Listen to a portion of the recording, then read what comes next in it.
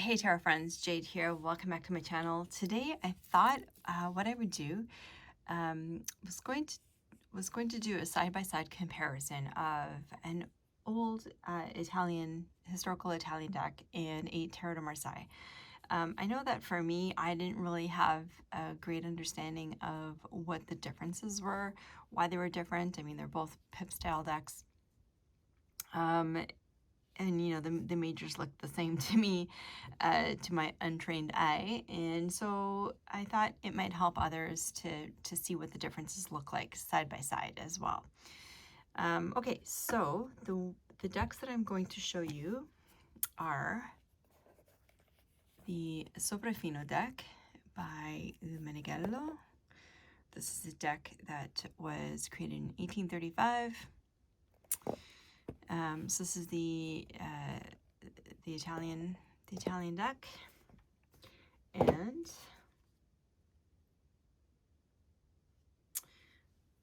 the card information. So this deck was created in Milan in circa 1835, and what we've got, it is a copy of Ferdinando Gumpenberg's deck with Carlo della Rocca.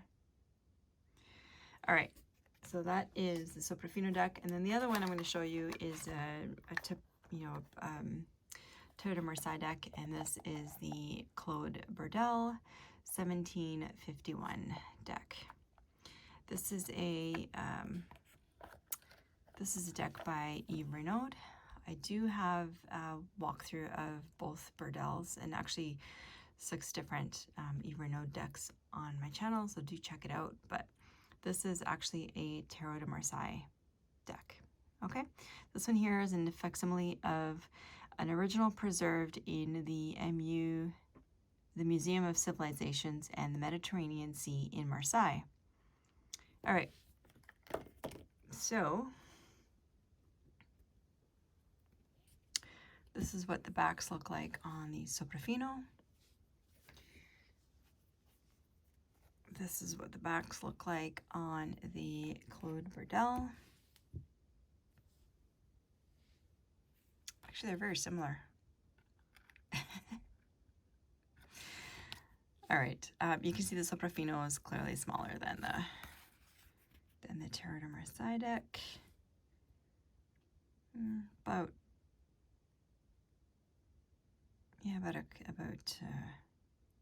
not quite a half an inch, but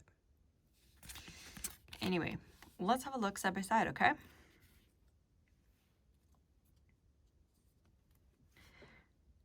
And I'm doing this for me as well because I've never actually done a side-by-side comparison for myself.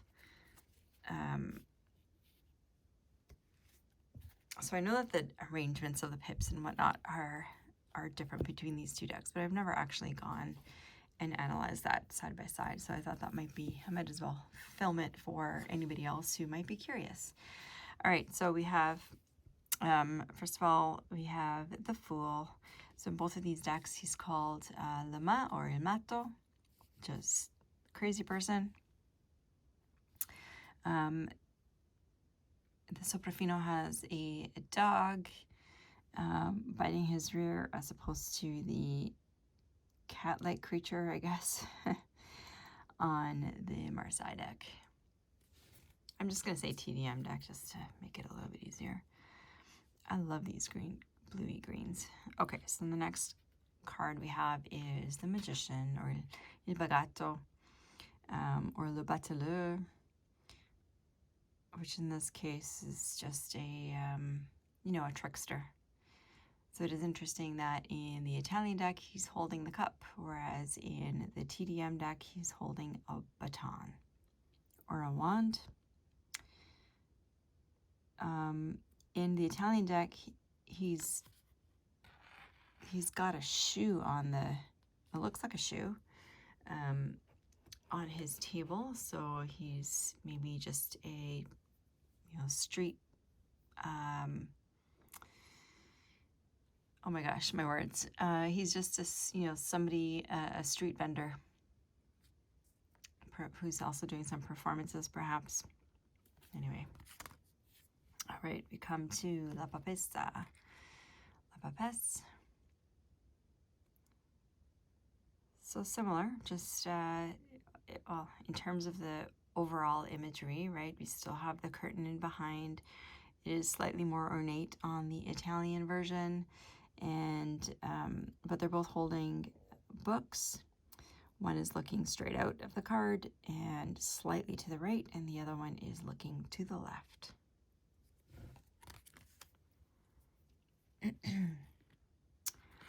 L'Imperatrice, or L'Imperatrice.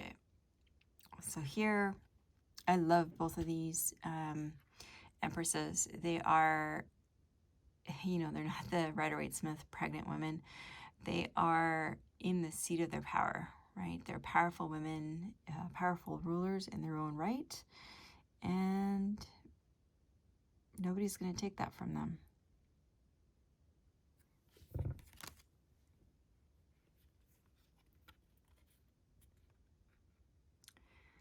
The Emperor. Very similar cards. Obviously, you know, the ornateness and the designs are just different, right? Like the TDMs are done with wood cuts, whereas the Italians are not. And I gather that they were able to, well, I guess they were able to just do a whole lot more detail and make some more realistic faces. To be honest with you, the faces on the TDM is what turned me off them to begin with. This one here on the Burdell is actually not bad.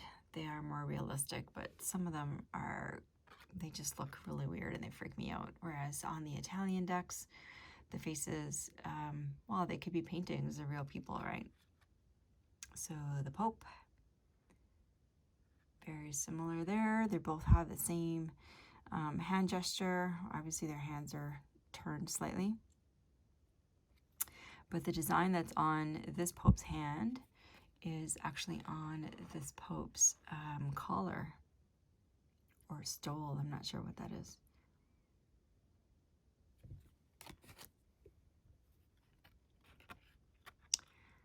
The Lovers, Gli Amanti, L'Amoureux. So in the Italian deck, the Cupid is blindfolded, whereas in this Burdell deck, the Cupid is not blindfolded. And I know that there's a difference. There's different types of TDM, type 1, type 2, type 3 now. And one of the differences is whether Cupid is blindfolded or not. Just in this particular deck, he happens to not be. But other than that, we have some of the similar elements, right? The three people, one person sort of stuck in between two. In this case, we have a king. This guy actually looks like he's perhaps marrying these two. I don't know.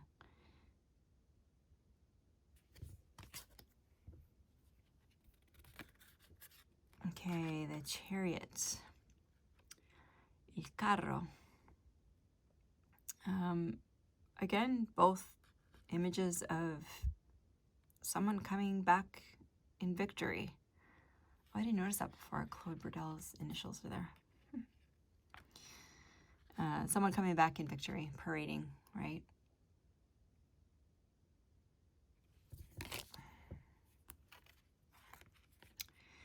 The Justice card. I find it interesting that in the Italian deck, Justice is an angel, has wings and a crown, as well as this sword and the scales. Well, I guess she has a crown as well in the TDM deck. But this Justice is very much grounded as opposed to this one. And also her eyes are closed, which in the TDM deck they are not. The Hermit.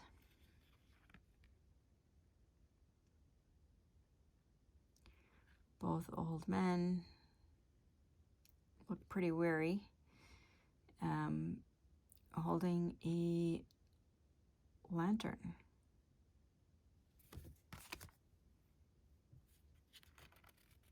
The Wheel. So we'll see a major difference here, which is on the TDM deck, we have a creature that is holding that sword, and it looks like it has wings, but it definitely looks like, you know, I don't know, maybe it's a griffin or something. But, and it has a crown, whereas in the Italian deck, it looks like an actual angel. And we still have the creature on the side, on the one side, but the TDM has an extra creature, which the just over here, which the Italian deck does not. And also, the location of the handle is opposite, so that I know that that can make a difference for people and how they read. Strength.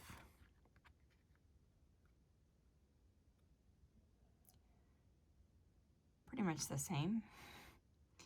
Both of them trying to open the creature's mouth. Le peso. Very similar. Obviously, the leg is slightly different. The Italian one makes more sense to me, but I didn't know that it would really make a difference. Anyways, he's in the, you know, both of them are hanging from one leg. They're in a wood frame. They're both facing fairly forward, although the Italian looks like he's looking slightly to the side, and both of their arms are behind them. Oops. Temperance wants to come out. Very clearly, the skeletons are facing in opposite directions, but essentially they're the same, right? They're just looking in different directions. There's some heads in here, some body parts. Whereas in the Italian deck, let's have a look. I don't really see any faces or anything or body parts. I see things. I see lots of gold. I don't know if that's supposed to be an artist palette, but I see a book. So it's material things as opposed to body parts. Temperance. Very similar overall.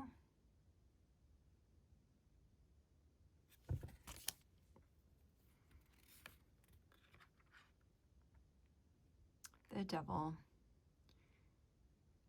So quite different here, very clearly, not just in the look of the creature itself. This one obviously is very Christian. Not that this one isn't, but I think this one is just more in your face about it. You know, he's sort of standing on a creature, and there's other creatures kind of hanging onto his legs.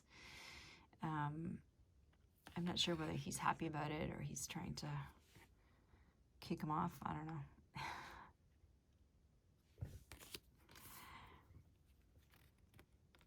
And the tower, very similar again.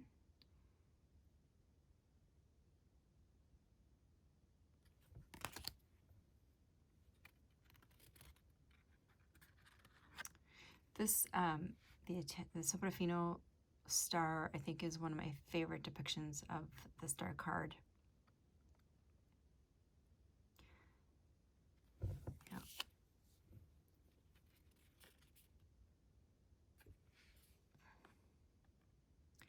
Same with the moon. I love the face of the moon. I do like how we have the moon and the sun here together.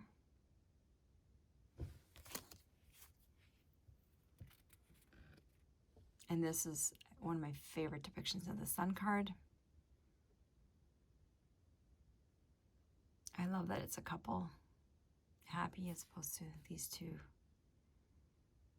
twins or friends or siblings or whatever they are. I do really like the hair around the sun, just it's so fun.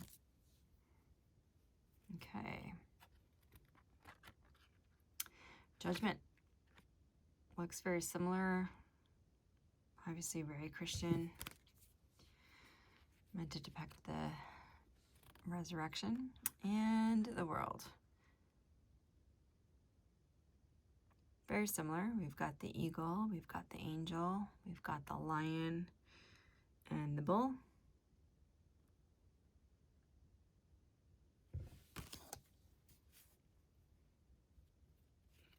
Okay, so now we get to the minors. We'll go through these more quickly, but again, a lot of similarities. Still have the hand holding that big stick. We've got the batons. So here is where we'll see more differences between the two decks. Obviously, the foliage is quite different.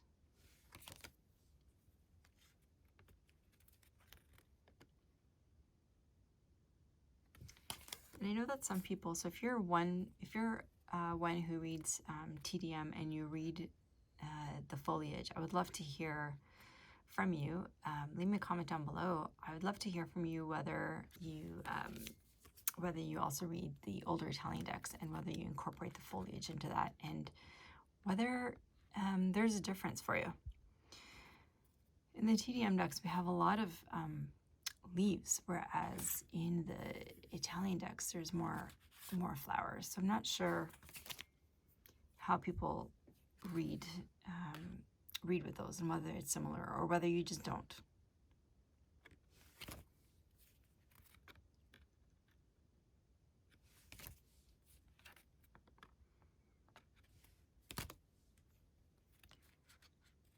So far the arrangement of these wands has been the same.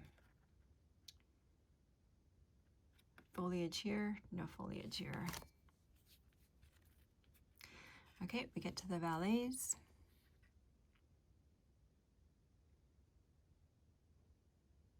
Essentially the same, hanging on to that big stick. The knights, very similar.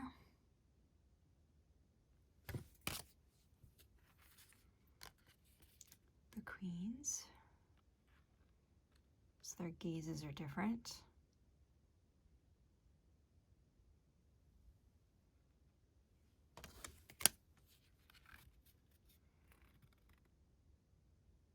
And the kings, both looking off to the right.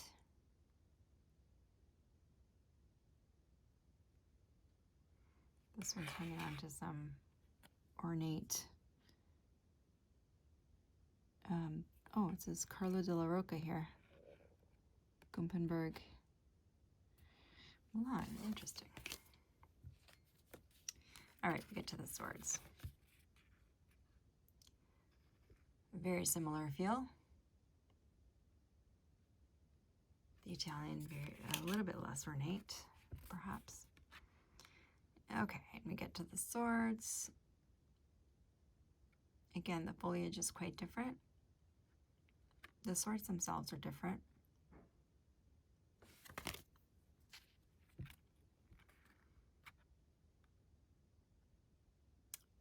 Much less foliage in the Italian.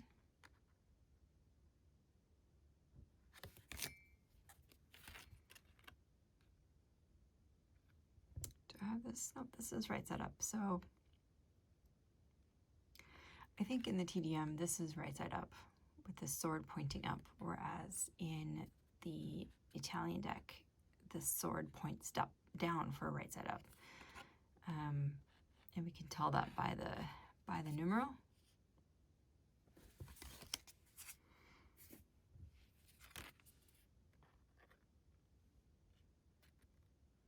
Again, less foliage, but actually it's interesting because all of the Italian swords have these ribbons sort of intertwining in between the swords, whereas we don't really have that here, although perhaps these bands, I'm not sure if those are meant to be,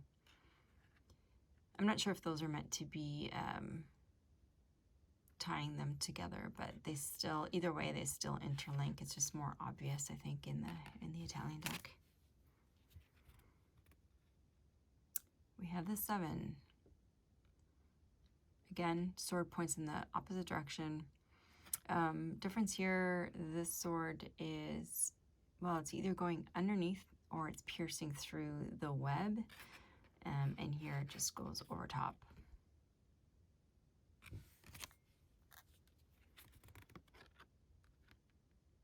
Eight is the same. The swords interlink. There's no foliage. 9. Same thing. This sword just sits on top, whereas this one actually breaks through the web somehow. Well, I don't know. I mean, people say it breaks through the web, but if it actually was breaking through the web, which wouldn't even be physically possible, but if it was, I think you would see pieces of the sword through here. And you don't see that on any of the sword cards. So I'm more inclined to believe, oh, it's interesting that this actually wasn't even colored, but it is interesting. You know, yeah, that is interesting. So I think, you know, is it just that this sword is laying on top of that other nest of swords, and this sword is lying underneath the other nest of swords? To me, that seems to make more sense based on the artwork. But here the swords clearly pierce through, right, and go underneath. And here, again, they just are on top, but they are actually tied. So I guess that kind of does the same thing in terms of securing them. The valets, facing in different directions. Yeah.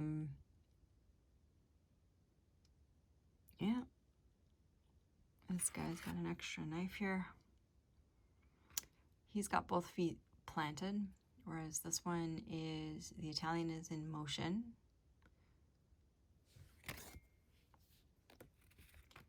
The knight, both of them have a face on their shoulders.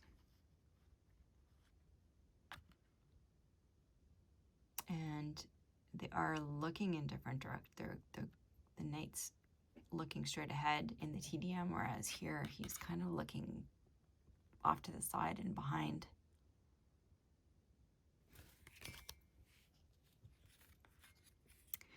The queen, very similar. I love this Queen of Swords. You know, with the hand over the heart, it tells me that, you know, she'll hear you out, and she'll hear you out with empathy because she's been through it all and she's been through the tough times. So she'll give you some good advice, and but she also won't hesitate to use that sword if she needs to. All right, the king, clearly facing in different directions. Both of them are sitting, although the Italian one is sitting more fully, whereas the TDM one is more perching.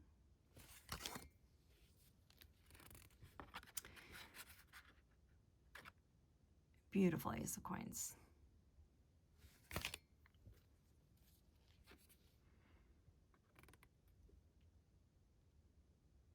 Two. The 3. So far, they look the same.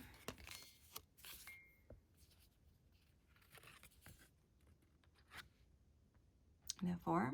So again, the foliage does change slightly, but still looks kind of similar. 5.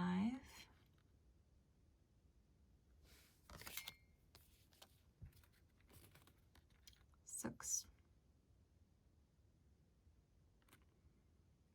To me, these so far all have very similar feels to them. So this one's slightly different, whereas where this coin is more separated from the rest, right, by the foliage, whereas here the separation is only from the 4 down below, and it is open to the 2 above.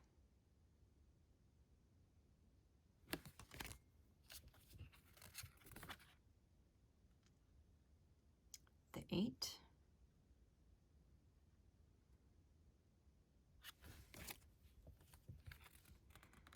The 9. So So again, with this separate coin in the middle, sort of isolated, whereas here it is not isolated.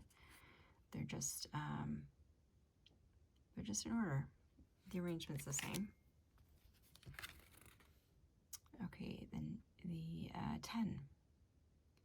Again, arrangement is the same, just the foliage is different. Doesn't provide that as much separation. In the Italian deck, we get the valets. Both of them holding that coin, looking slightly to the left, although in the TDM he's more clearly looking at the coin, whereas here he's not so much looking at the coin as past it. The knight, both of them looking forward, both of them holding a weapon. Just one happens to be a sword and one happens to be a baton. Both are in motion. The queen, both of them holding that coin and looking at it. Both of them seated. And the king, both of them looking off to the side, looking fairly relaxed.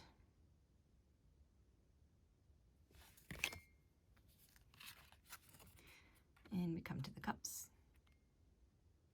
Both very Christian. Cups. The 2.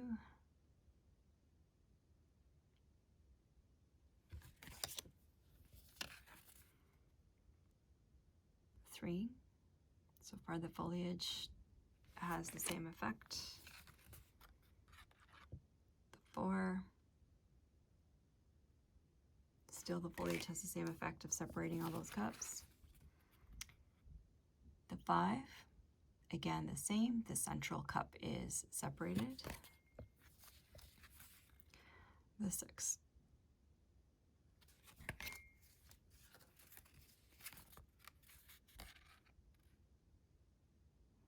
The 7.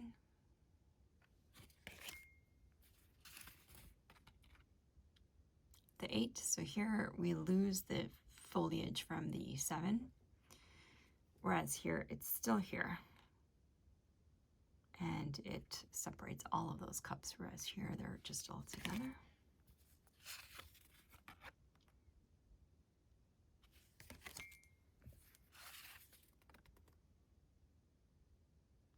The cup's just facing in a different direction here.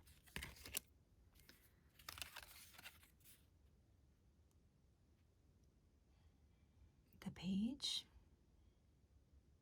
very similar.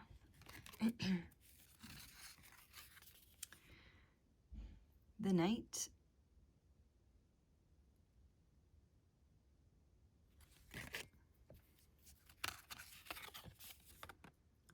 the queen,